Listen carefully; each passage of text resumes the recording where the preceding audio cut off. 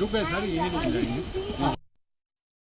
ये लोगों की इच्छा थी कि मैं पैदल जाऊं और लोगों के साथ रहूं, और लोग चलना चाह रहे थे मेरे साथ, उनको रोक दिया गया और मैं ठीक हूं, मैं सहमत हूं।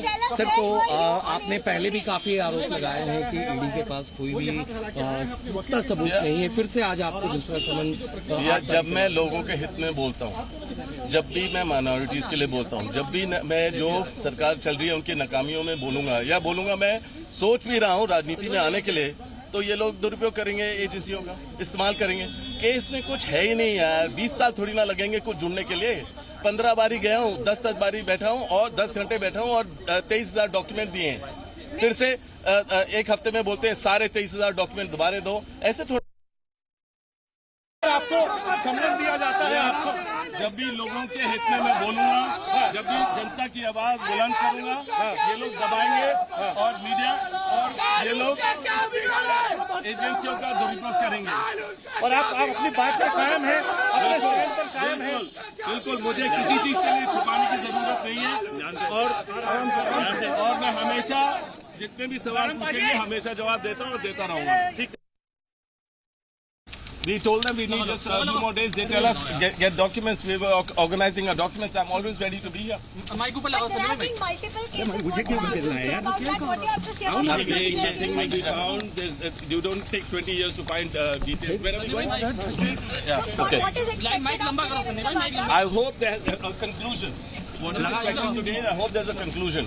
That's it. There's nothing in the case. Why didn't you appear on the first summit? Because we were organizing our documents, and that's why I'm here. As soon as they told me, yeah, that's it.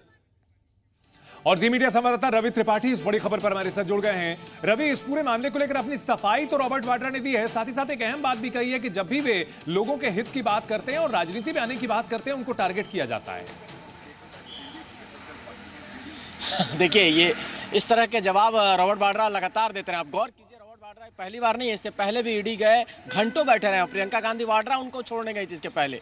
और ये मामला UPA सरकार के समय का है, कोई NDA की सरकार में नहीं आया। ये मामला पहले का है, 2014 से पहले का है, जो अब तक चल रहा है। हालांकि रॉबर्ट वाड्रा ये ठीक कह रहे हैं कि इतने लंबे समय में उनको अभी तक कुछ सजा नहीं हुई। तो सजा के बाद जहां तक है, तो ईडी से पूछताछ, ईडी ने राहुल गांधी से भी पूछताछ की है, सोनिया गांधी से भी पूछताछ की है। पर पूरा गांधी परिवार ईडी के नेट पे है, अलग अलग केसेज में। ये हरियाणा का मसला है, आप जानते हैं हरियाणा में सरकार थी कांग्रेस पार्टी की लगातार 10 साल, 2014 से लेकर 2004 से 2014 तक। उसी दौरान ये लैंड डील हुआ था और जिसको लेकर कहीं ना कहीं रॉबर्ट वाड्रा घेरे में। और ये खाली हरियाणा नहीं, राजस्थान का भी मामला है जिसमें रॉबर्ट वाड्रा फंसे हुए हैं। तो कई सारे मसले रॉबर्ट वाड्रा के खिलाफ चल रहे हैं। और जब इस तरह की कार्रवाई ईडी करती है तब वो आरोप लगाते हैं। हालांकि देखिए, नेता हैं और वो भी राजनीति से जुड़ना चाहते हैं, उनको राजनीति करने का शौक भी है।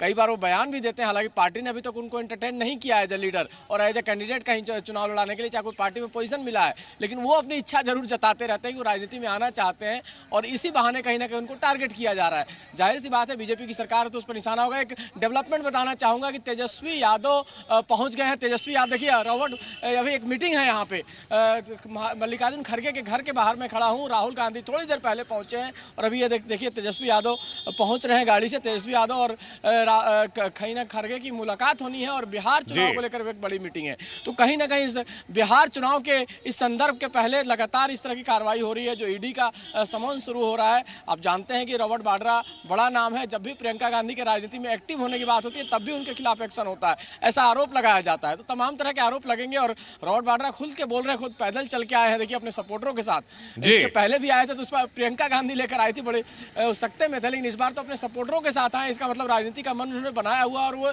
ये दाव खेलेंगे कि उनको दबाया जा रहा है, उनको राजनीति में आने नहीं दिया जाना चाह रहा है। ठीक है।